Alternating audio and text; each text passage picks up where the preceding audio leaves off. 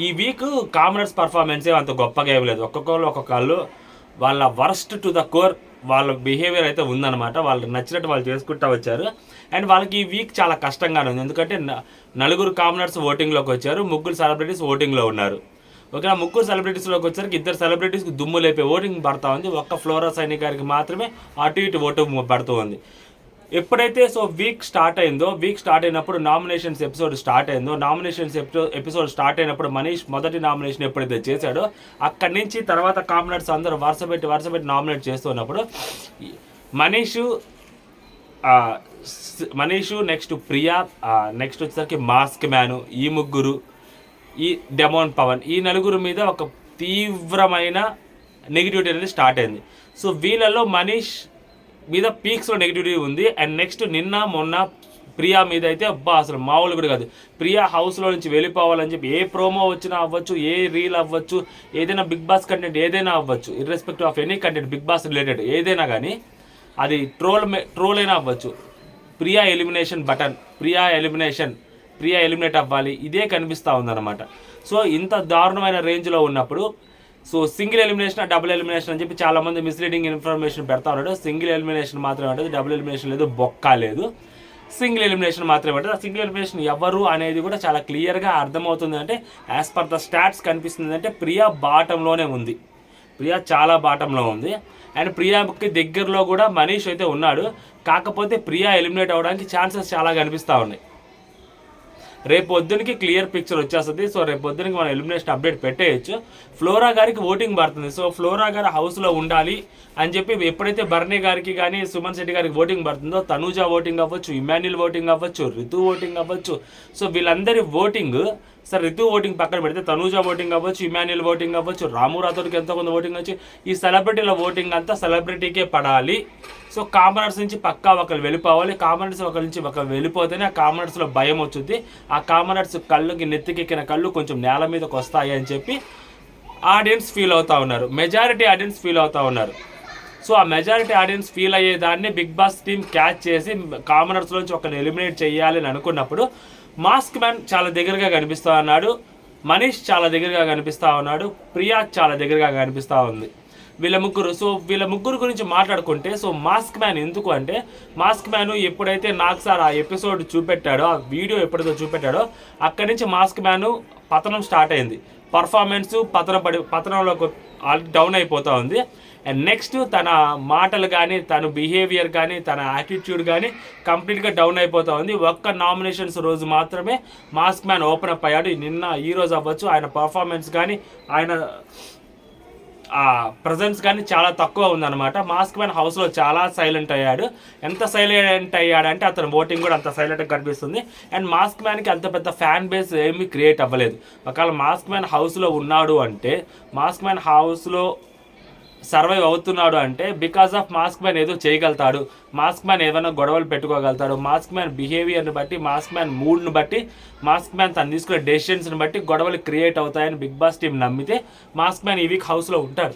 నేను మొన్నే చెప్పాను, మాస్క్ మ్యాన్ మొన్న ఏదైతే హడావుడి చేశాడో, గొడవలు చేశాడో, కెమెరా ముందుకెళ్ళి తిట్టడం కానీ, కెమెరా ముందుకెళ్ళి అరవటం కానీ, నాకు సార్ గురించి మాట్లాడటం కానీ, ఇలాంటివన్నీ ఏవైతే చేశాడో ఆ రోజు నుంచే బిగ్ బాస్ టీంకి మాస్క్ మ్యాన్ మీద ఒక అభిప్రాయం లేదు.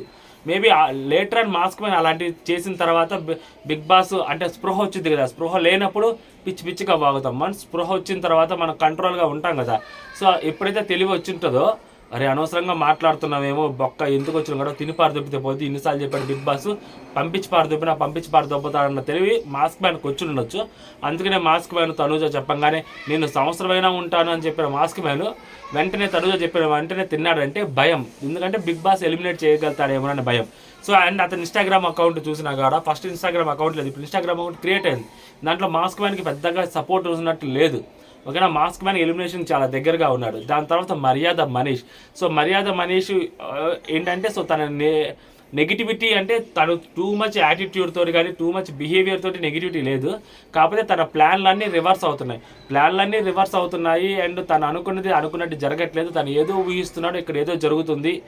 అండ్ మనీష్ని ప్రత్యేకంగా ఎవరు దేకట్లేదు. హౌస్లో వాళ్ళ సొంత మనుషులే ఎవరైతే ఓనర్స్ ఉన్నారో మనీష్ని దేకట్లేదు. మనీష్ వాళ్ళని చీప్ కామనర్స్ అని కూడా అన్నాడు. సో ఆ మనీష్కి నెగిటివిటీ జనాల్లో నుంచి ఉందా అంటే షో పరంగా ఎవరైతే చూస్తారో మనీష్ ఓవర్ ద బోర్డ్ వెళ్ళి మాట్లాడుతున్నారు తప్పితే అవన్నీ ఎగ్జిక్యూట్ అయ్యేవి కావు అని జనాల్లో ఒక నెగిటివిటీ ఉంది తప్పితే మనిషి మీద నెగిటివిటీ లేదు. మనీష్ మీద నెగిటివిటీ ఉంది కానీ మనిషి మీద నెగిటివిటీ లేదు. ఇంకా అంత స్టార్ట్ కాలేదు మనీష్కి. సో ఫస్ట్ వీక్లో అయితే మనీష్ మీద ఆ నెగిటివిటీ ఉంది. సో ఇమాన్యుయల్తో అవ్వచ్చు, లేకుంటే మన రాము రాథోర్తో అవ్వచ్చు, ఆ బిహేవియర్ చాలా వరస్ట్ ఉండే. బట్ ఈసారి తన ఆలోచనలు మీద ఆ నెగిటివిటీ ఉందేమో కానీ ఆ మనిషి మీద ఇంకా ఆ నెగిటివిటీ స్టార్ట్ అవ్వలేదు. సో మనీష్ సేవ్ అయ్యేదానికి ఛాన్స్ కనిపిస్తూ ఉంది. నెక్స్ట్ ప్రియా జంప్ అవుద్దే. ఎన్ని మాట్లాడుకున్నా ఎన్నిసార్లు మాట్లాడుకున్నా ప్రియానే కనిపిస్తూ ఉంటుంది, ప్రియానే వినిపిస్తూ ఉంటుంది. ఎందుకంటే ఆమె మీద అంత నెగిటివ్ స్టార్ట్ అయిందనమాట.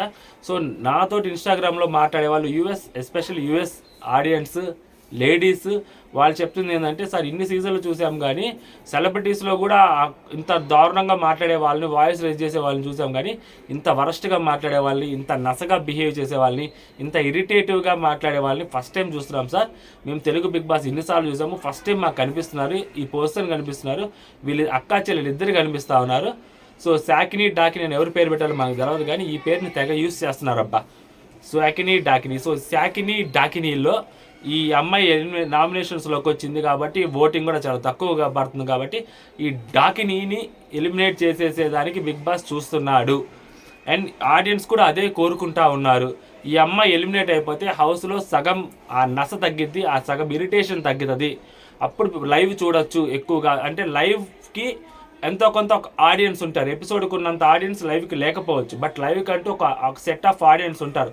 ఆ ఆడియన్స్ కూడా వీళ్ళిద్దరి మాటలు, వీళ్ళిద్దరి కాన్వర్జేషన్స్, వీళ్ళిద్దరి అరుపులు, వీళ్ళ ఇరిటేటింగ్ బిహేవియర్ ఎస్పెషల్లీ చాలామంది తీసుకోలేకపోతున్నారు. సో వీళ్ళలోంచి ఒకరు వెళ్ళిపోతే ఆ లైవ్ చూడగలుగుతాము అని చాలామంది ఓపెన్గా స్టార్మాలోనే కింద కామెంట్స్ పెడుతున్నారు. స్టార్మా వాళ్ళు వాటిని చూడరు అని అనుకోవడం మన బుద్ధి తక్కువ. ఖచ్చితంగా వాళ్ళు చూస్తారు, జనాభిప్రాయం తీసుకుంటారు.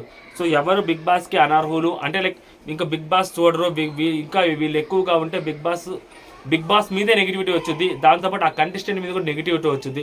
ఆ నెగిటివిటీని వాళ్ళు తీసుకునే పొజిషన్లో ఉన్నారా లేరా అనేది కూడా చూడాలి. అండ్ కామనర్స్కి నెగిటివిటీ వచ్చినా పెద్ద పోదు అనే ఒక థాట్ నాలో ఉంది. ఎందుకంటే వాళ్ళేం వాళ్ళకి ఏమి ఇప్పుడు బయటికి వెళ్ళంగానే వాళ్ళకి ఏం సినిమా ఛాన్సులు కానీ, లేకుంటే సీరియల్ ఛాన్సులు కానీ, లేకుంటే యాడ్లు ప్రమోషన్లు ఏం రావు.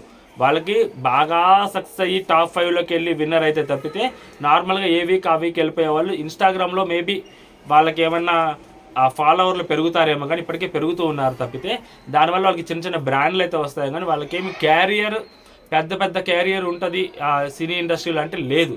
సో కాబట్టి వాళ్ళకి అంత నెగిటివ్ వచ్చినా కానీ పర్లేదు, వాళ్ళు తట్టుకుంటారు అని బిగ్ బాస్ టీమ్ అనుకుంటే మాత్రం ప్రియాను ఉంచుతారు, మాస్క్ మ్యాన్ని బయటకు పంపించేస్తారు.